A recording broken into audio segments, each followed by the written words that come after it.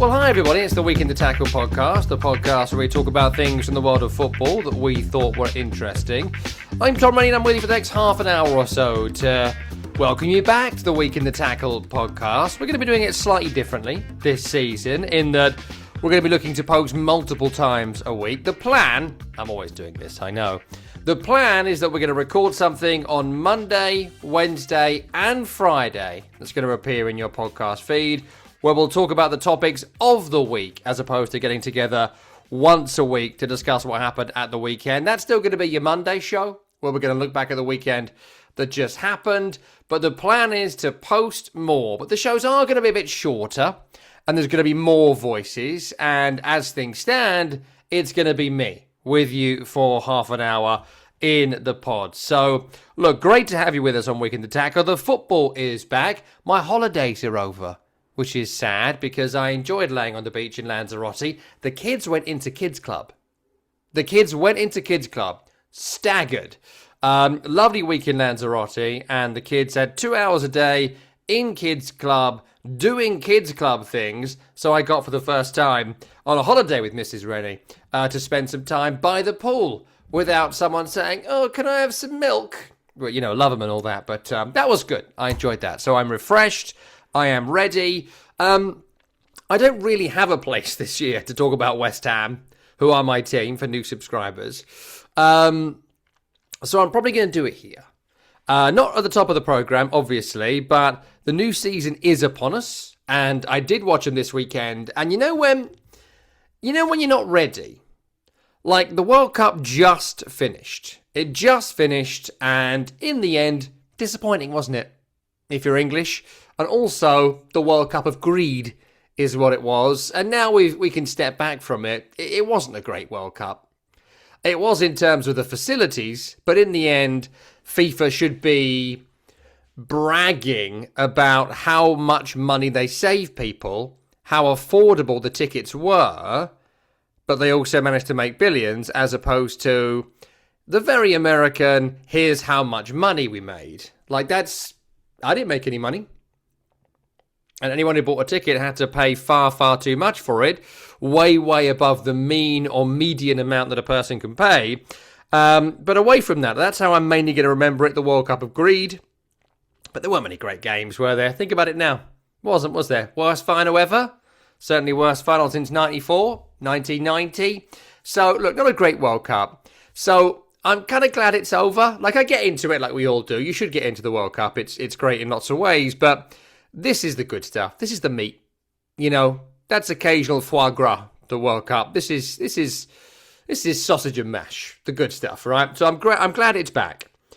I didn't feel glad on Saturday when, after dropping 20 plus points from winning positions last season and getting relegated, West Ham were 2-0 up in the 82nd minute against Burnley away and found a way to draw 2-2. So already my pre-season optimism is over, but we'll get to that. We'll get to that in a few minutes. I wanted to start by talking about the Community Shield because I didn't go this year because of the practicalities. I will be at Arsenal on Friday, which I'm looking forward to as part of our Premier League live coverage. But I had a couple of notes on the Community Shield, which I thought I'd share with you. Firstly, I just think Arsenal look absolutely unbeatable. They look like not just the team to be. I think that with the issues that are happening at all the other clubs in terms of new managers, in terms of new players, currently like Man City looking a bit undercooked with Diet Pep Maresca in charge, Arsenal just look like the only team that are actually ready. And unlike all the other teams around them, they're not in a constant state of flux like Chelsea or don't quite know the direction they're going in, Man United or whatever. They just look like they built added a couple of great players to already the best team in the country. And so I think that when we do our predictions later in the week, and when we're all doing our tables and whatnot, I think no one's going to look far beyond Arsenal to be champions. But I'll tell you what's interesting about them this year for me, is that we had so much discourse about Arsenal last year. And the discourse was, is this worth watching? Are these a team that we're happy to be champions, right? Like the rules of the game, the rules of football have been changed. because the way Arsenal played last year was so antithetical to what football is supposed to be, and they push everything to such a limit, they change the rules of the game, and that's goalkeepers pretending to be injured when they're not, to slow down the opposition momentum. It's changing the rules of corners because of the sheer amount of fouling at corners that Arsenal were doing that was going unpunished, and everything they were doing before the ball went in, which meant it wasn't live, so they could unsettle the goalkeeper before the ball actually came in, and then by the time the ball was actually come in, they've already committed 5 or 6 fouls, but that's the kind of thing that isn't given because it wasn't in play yet. They've changed that rule. And you sort of saw that play out with Gabriel at the weekend, running at Kusinov for City. And he sort of did that thing before the ball came in where he fouled him, and then when the ball came in, he let go and jumped to the ground and said he was fouled. And it's like, well, last year you might have got away with that. But this year, it counted from the very moment you started running in. And so just little things like that. They're going to have to change the way they play. But I just hope there's a gold badge on their arm now, right? And the gold badge does mean something, right? They've pushed it a lot in the kind of propaganda for the new season, and why not? They're the Premier League champions. That really means something. They're one of the marquee, the blue chip things in all sport now, right? Your Super Bowl winners, your World Cup winners. There's something when you've got that title that you have to live up to. And I don't think the way Arsenal played football last season would necessarily live up to that. But I do think in the Community Shield the weekend, you saw they've got more than the ability. This was the frustrating thing, right? We knew they were better than that. We knew that they could do more than that. We knew that this wasn't the totality of what they were capable of, but we also knew that to get over the line, they decided to play in this way. Ipso facto, there you are. But there are moments in this game where you were like, oh, they can play, and they can show us they can play, and maybe having that gold badge on their arm gives them a sense of living up to the title of being Premier League champions, living up to the title of being the team to beat. Like, I don't think you can do that again. I don't think you can do that again. I think even in the depths of the kind of Jose Mourinho Chelsea, which Arsenal have been unfavourably compared to on this podcast, certainly, but I think elsewhere as well. I think there was always some football being played. There was always something to admire about Drogba and Lampard and all those guys, right? But I think they didn't have that at Arsenal. That wasn't really there last season, right? And so I think that to add that this year will be the challenge because they're so far ahead. Like the Man City midfield this weekend of Kovacic and Anderson, we'll do City in a second, but that's not going to trouble you. The Chelsea 62-man squad, who knows? Maybe the Man United midfield, Santos and Tielemans will be fantastic. Maybe the changes at Tottenham under Roberto De Zerbi there for a good time, not for a long time. Maybe all that stuff, right, will come together and someone can challenge. But for me, I'm struggling to see an Arsenal loss in the opening 10, and if it ends up being 10 wins, which it could be, I don't see anyone being able to reel that in. I mean, they could win this league in the opening 10 games. They really could. They really could. They're so far advanced and so more settled. Penny for the thoughts of someone like Jurgen Klopp. Look at the City he faced compared to what the Premier League looks like now. Then again, different eras and all that. But I just think we saw this weekend that maybe they're going to try and play some football. Zolis on the wing looks like an upgrade on Trossard, and Martinelli likely to go. I still think that Kai Havertz is the best striker. You want to look at maybe someone else coming in there to replace Victor Gyökeres, or maybe more from Gyökeres. I don't know. There was bits from Ødegaard this weekend. Well, like the goal, obviously, is a fantastic little dummy on Donnarumma, who looked like he was out to lunch, first game of the season, maybe wasn't quite ready. But there was a bit in midfield where he does a little turn. I think it may have been Kovacic pressing him, and he just used his body, which he does well. But then, just repeatedly, there's a confidence and air about them that I think you need when you're the champion. And that's what I want to see. That's what we all want to see. I don't want to see another title won in that same way. I don't think it'd be good for people who have to sell the Premier League and talk about the Premier League that they win the title again in that way. It wasn't... You can scream until you're blue in the face about the way they played, they won the league, does it matter, all that sort of stuff. Fine. That's fine. You're not wrong. But I don't think the Premier League champion can do that again. I think they've got to try and play some football this year. I think there's got to be a confidence about it. Maybe the nerves of 20 plus years of not being champions will go, and maybe that will leave you with a team that can play football. And when you already add the Premier League champions, a midfielder like Bruno Guimaraes, who can do everything. He can play 6, he can play 8, he can take pens, he leads the team. You put all that together. I mean, it was Lewis Skelly this weekend, but, he's probably the 4th or 5th choice central midfielder at Arsenal. And I think he'll probably stay. I think that there's talk about him leaving, and you've got to have some pure profit sales, and they'll need to make some sales, but I think he still seems like the 4th best midfielder of that group, probably. I mean, I'm not a big fan, but I think the through ball to Calafiori was very, very good. But you would need a little bit of that, local lad thing. English lad thing. So, look, I think it was great the weekend. They were well deserving of the victory, and it was great to see a bit of flair from the champions. And I guess the other side of that is, how bad did City look? And there's a couple of surprising things about City. Number one, I think, is the Rodri question, who is finally going to go to Barcelona after a summer of flirtation, a couple of years of, is he going to go? Will it be here? Will it be there? What sort of player is he going to come back like? Well, we saw he came back like the best player at the World Cup. I don't think he was quite ready at the back end of the season for Man City.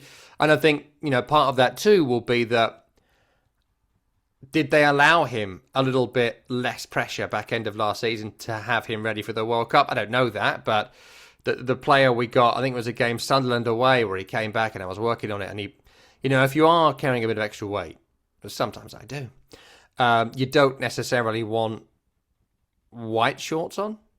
I think that's fair to say. So, to lose him now in the same sum that you're losing Bernardo Silva, and you're losing John Stones, and you're losing all this leadership, I did wonder whether, I know he had 1 year left on his contract, but I wonder whether there was a conversation about, look, can you give us a year? Like, we're losing all these players, all this quality. Can you give Maresca 1 year?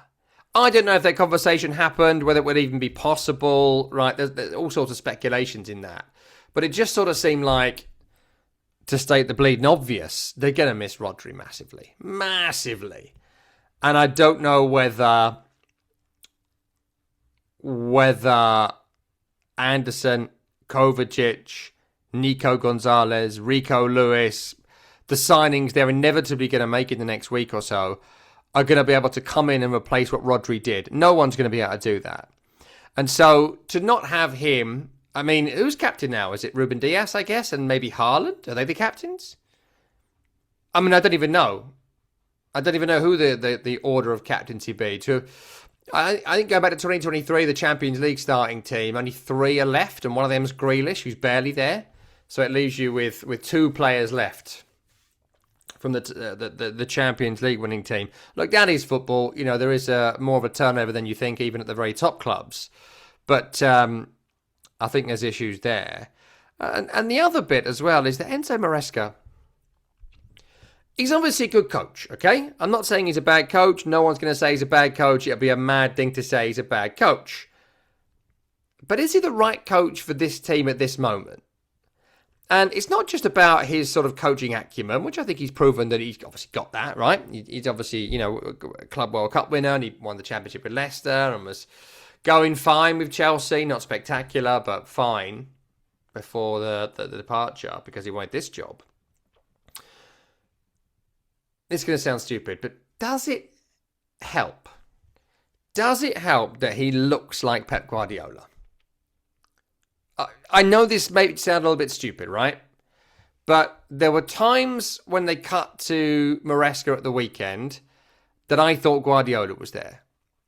I thought maybe I'd missed something. And City fans who were sort of looking down from the stands at the Principality in Wales, we've all been off in the summer, haven't we? Doing our own things. You forget this, you forget that. Sometimes you're like, oh, he signed for them. I didn't know that, right? It happens. But you look down and see Maresca and you think Guardiola's there, then you realise it's not. And you're like, oh. Is that stupid? Like, he looks like him. And not just because he's bald and with a beard. Power to the people. It's a good look. But it's also like the same clothes, the same styling. It's almost like he's trying to look like him. Now, again, I don't think he is. but it's almost like he's trying to look like him. It's almost like you ordered Guardiola from Temu and you got Enzo Maresca. There's a reason why the Diet Pep nickname is sticking, with me at least. And that is unfair, obviously, and win 20 games in a row and it's a different world. Win the title with City, it's a different world. You carve out your own niche.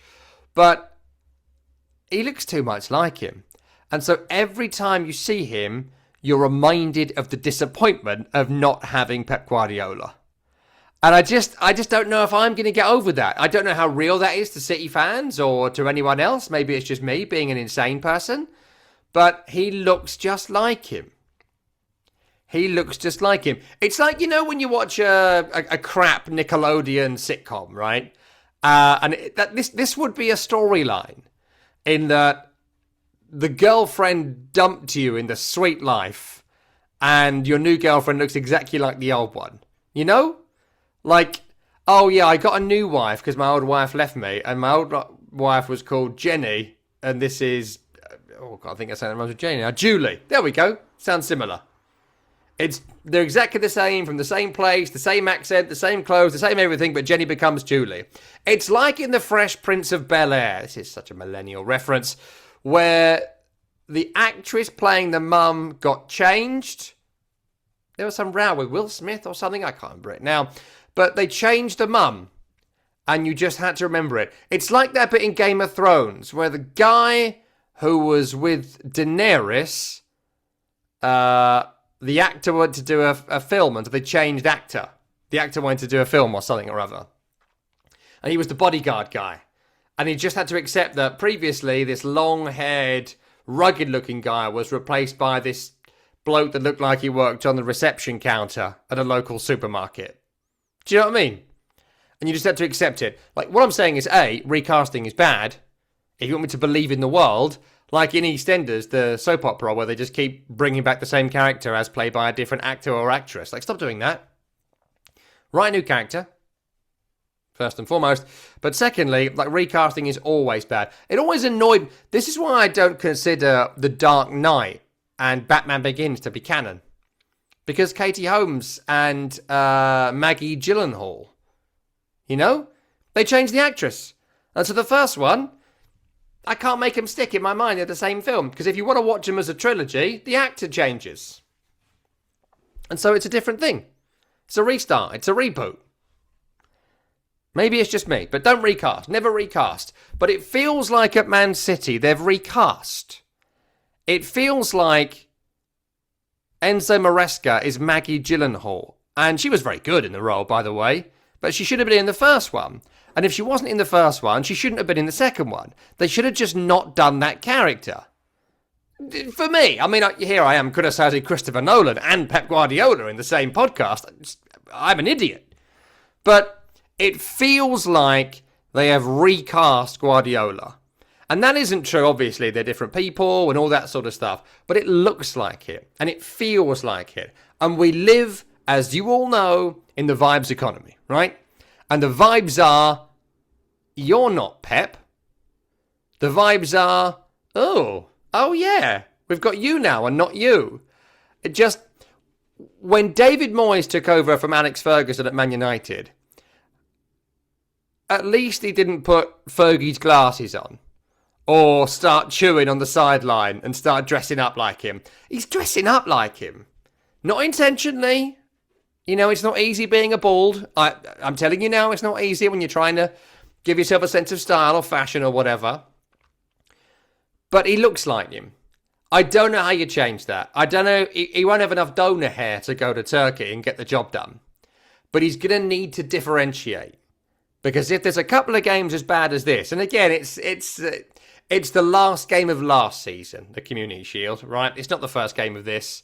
So it's all a bit unfair there in a game of that prestige, and there's that many eyes on it, and it's against that opponent who are in better shape. The league winner is normally better than the cup winner, right?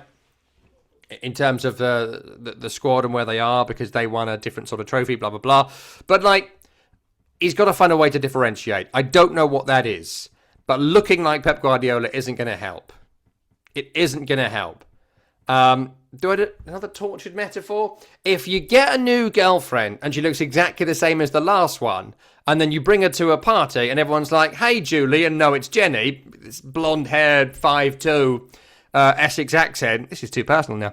But it just needs to differentiate. So you got to buy players. Elliot Anderson ranked number 5 in central midfield is disgraceful. Give him a different number. Give him a midfielder's number. City have got to spend money. They normally do. But Maresca needs to find a way to differentiate. These early weeks matter. The vibes economy matter.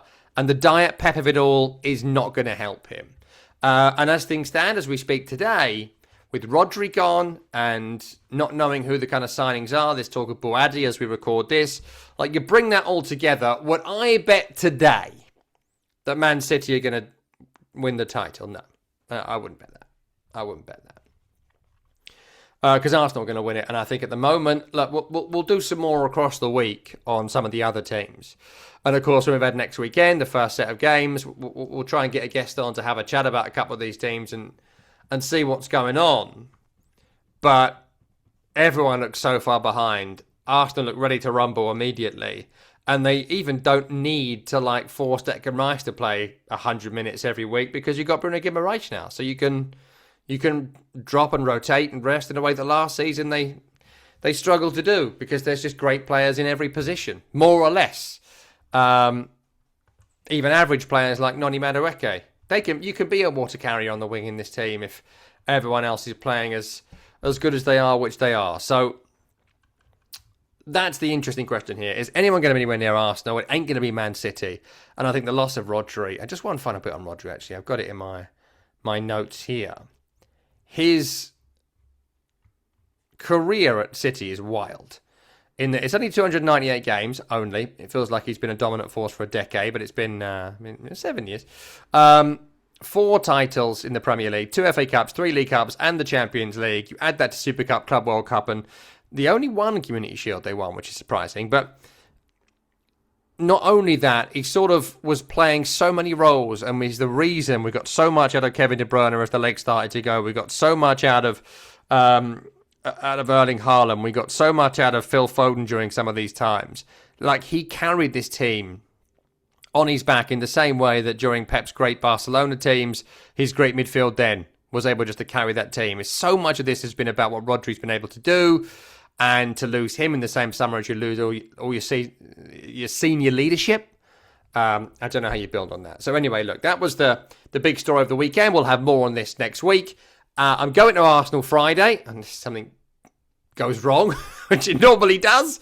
But if it doesn't, I'll give you a full review on the channel of my experience going to see Arsenal on Friday. I'm also supposed to be going to Fulham Chelsea Monday, and I'll be working on the Premier League on the early game on Saturday for the Premier League app and the Premier League website. As part of our Premier League live coverage outside the UK, go to premierleague.com, register for the app. Please do that. And listen to us there. You can also hear us on FC 157 in America and our partners around the world as well. So that's the big story. Nothing else has really happened as yet for me to talk about here on the show. So I will just do a couple of minutes on West Ham. Is that all right? No one's here. I can do a couple of minutes on West Ham. Not going to do too much on them this year. For my own sanity. I say that now. We'll see how interesting it is if they actually challenge for the title or not. But I just want to say from the West Ham Burnley game at the weekend that you never look at the league table till you're 10 games in. That's a Rennie mantra.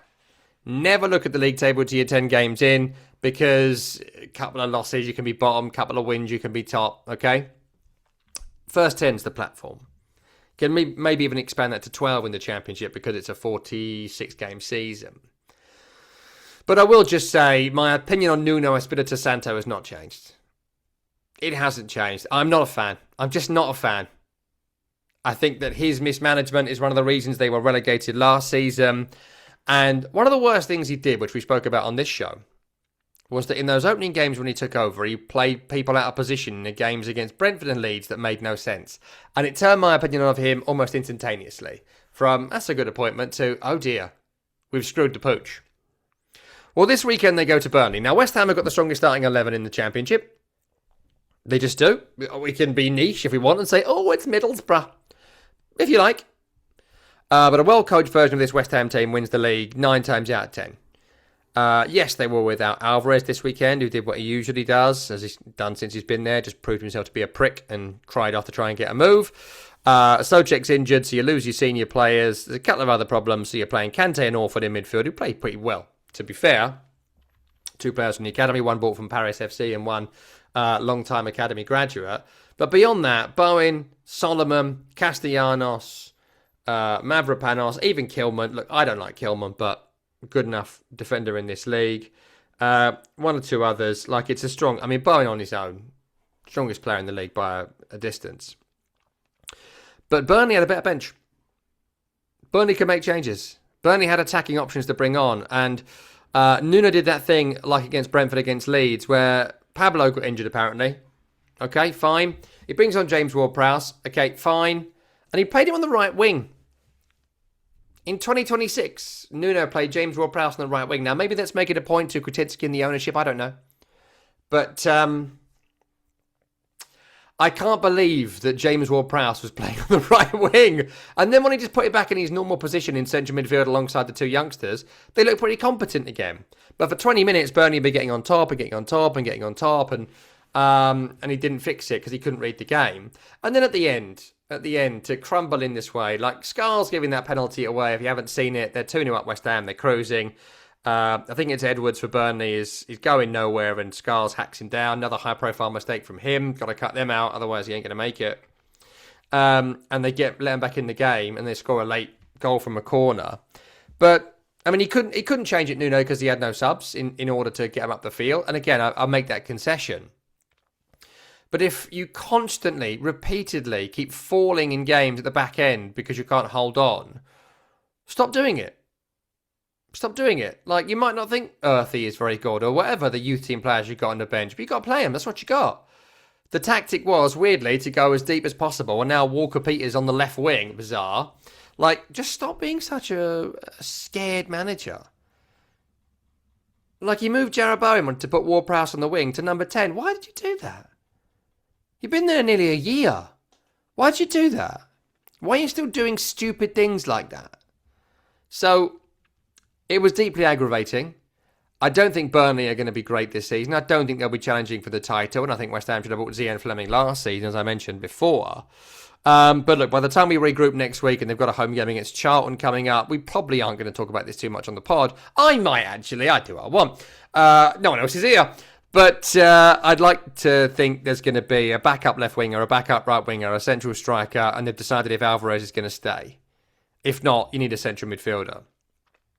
And Souček's not back to October. And also, if Kilman or Mavropanos get injured, there is no other centre-half, so you've got to bring at least one in. So, let's get a move on.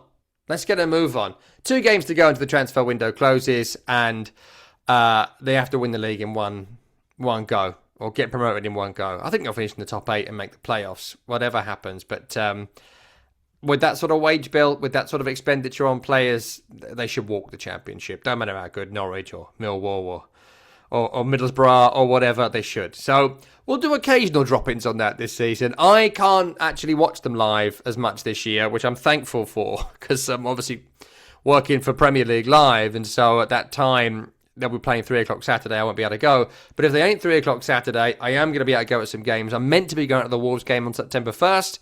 I'll try and give you a bit of a review of that on the channel. But that's what Week in the Tackle is now. It's going to be me, there's going to be guests, and there's going to be more posts.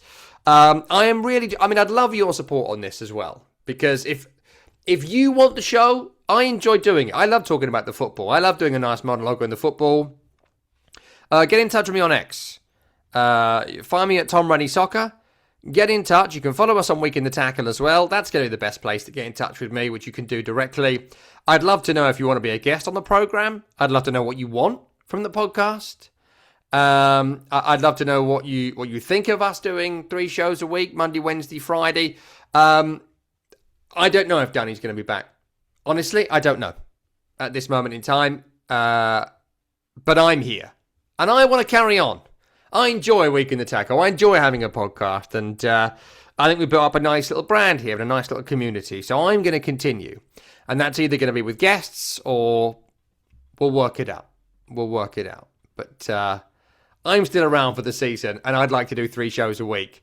So that's the plan. Get in touch on Week in the Tackle on X. I'm running that account. Get in touch to Tom Rennie Soccer on X as well. Reply under the post of the show and let me know what you want from us this year. And look, I think we are going to do more guests. And sort that out, but I'd love some suggestions from you. So get in touch who we should have on to the programme to talk. Right, that's today's Week in the Tackle. Subscribe on YouTube, subscribe on Spotify and Apple. I'm Tom Rennie. This is Week in the Tackle. We'll see you again next time. Thanks a lot.